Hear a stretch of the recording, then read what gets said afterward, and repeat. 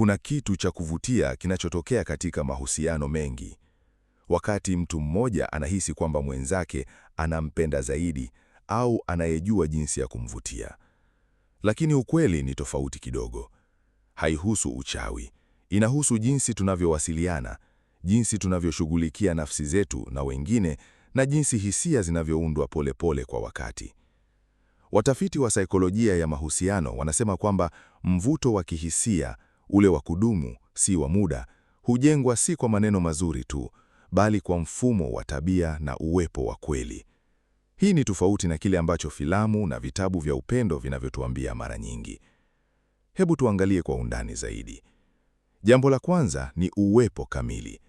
Simaanishi kuwepo kimwili tu, bali uwepo wa akili na moyo.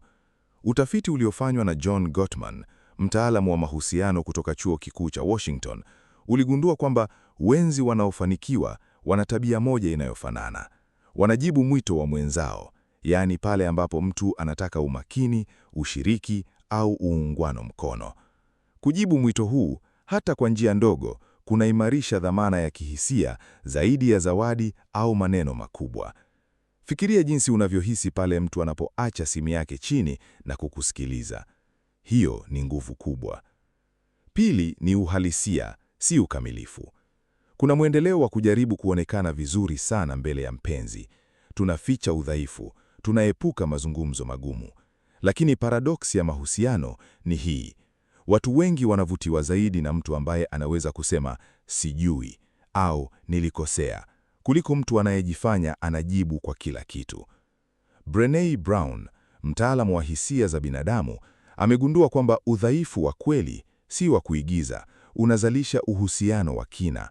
Hii ni kwa sababu ubongo wetu unautambua uaminifu kwa silika.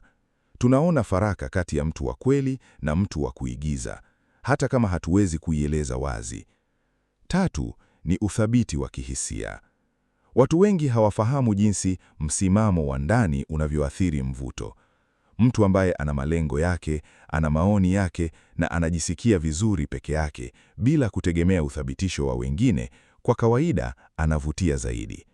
Hii haimaanishi kuwa baridi au mbali. Inamaanisha kwamba upendo wako unatoka mahali pa wingi, si mahali pa hofu. Utafiti katika saikolojia ya mahusiano unaonyesha kwamba anxious attachment, aina ya uhusiano ambapo mtu hutetemeka kila wakati akisubiri jibu la ujumbe, unaweza kuunda mzigo wa kihisia kwa upande wote wawili. Kinyume chake, mtu mwenye msimamo wa ndani unawezesha nafasi ya kupumzika katika mahusiano.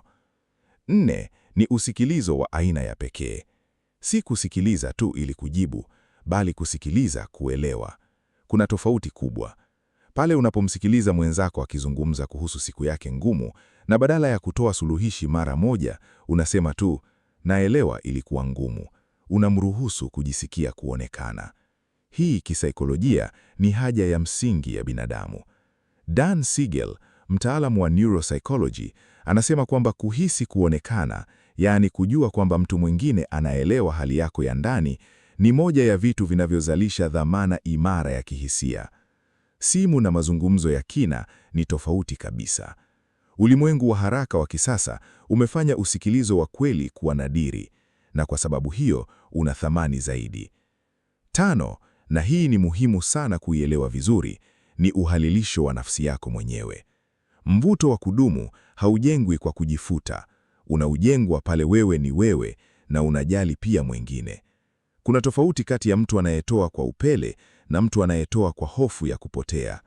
Watu wanaotoa kwa upele wana mipaka, wana mambo yanayopenda, wanasema hapana wakati inahitajika.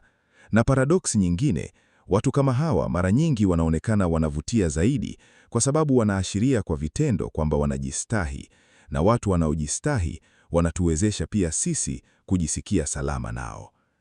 Kuna jambo moja la mwisho ambalo linafaa kulitafakari. Mbinu hizi zote si zura za kumteka mtu. Zinaelezea aina fulani ya uwepo, jinsi ya kuwa mtu wa kweli, aliyechanga, mwenye msimamo na wa kuweza kupenda kwa afya.